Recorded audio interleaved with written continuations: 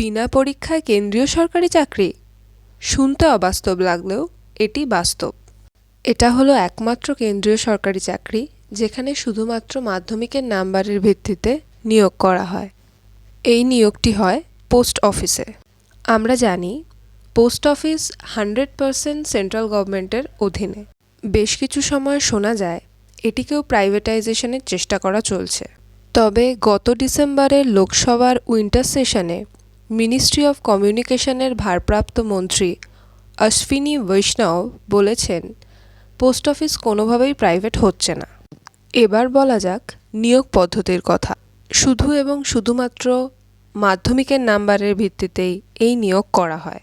যেহেতু আমি নিজেই চাকরিটি করি তাই আপনাদের ভরসা দিয়ে বলতে পারি যে এই রিক্রুটমেন্ট প্রসেসটি ভীষণ স্বচ্ছ এবং নিয়মিতভাবে হয়ে থাকে।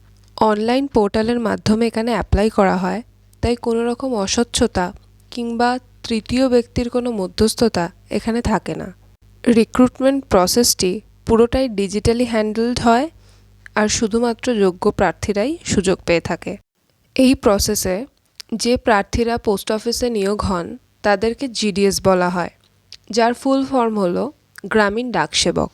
জিডিএসদের মূলত ব্রাঞ্চ অফিস আর সাব পোস্ট অফিসে নিয়োগ করা হয়।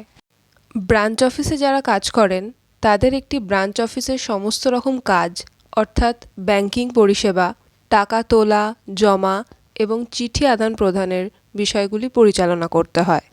আর যারা সাব অফিসে প্যাকারের কাজ করেন তাদের ব্রাঞ্চ অফিসের চিঠির শর্টিং, সাব অফিসের ফাইল ম্যানেজমেন্ট সহ নানা ধরনের কাজ করতে হয়। জিডিএসদের কিছুজনকে অফিসে বসে এবং কিছুজনকে ফিল্ডে কাজ করতে হয়। জয়নিংয়ের পর সেটা জানা যায় কাকে কোন কাজটা করতে হবে। কিছুদিনের মধ্যেই জিডিএস এঙ্গেজমেন্ট নোটিফিকেশান আসতে চলেছে। আপনারা যারা যারা এলিজেবল অবশ্যই অ্যাপ্লাই করে দেবেন। পরবর্তী সময় কোনো ভিডিওতে জিডিএসদের কার্যপদ্ধতি, স্যালারি স্ট্রাকচার এবং প্রমোশন নিয়ে বিস্তারিত আলোচনা করা হবে। জিডিএস সংক্রান্ত যে কোনো তথ্য জানতে চাইলে আপনারা কমেন্ট করতে পারেন অথবা ফেসবুকে যোগাযোগ করতে পারেন।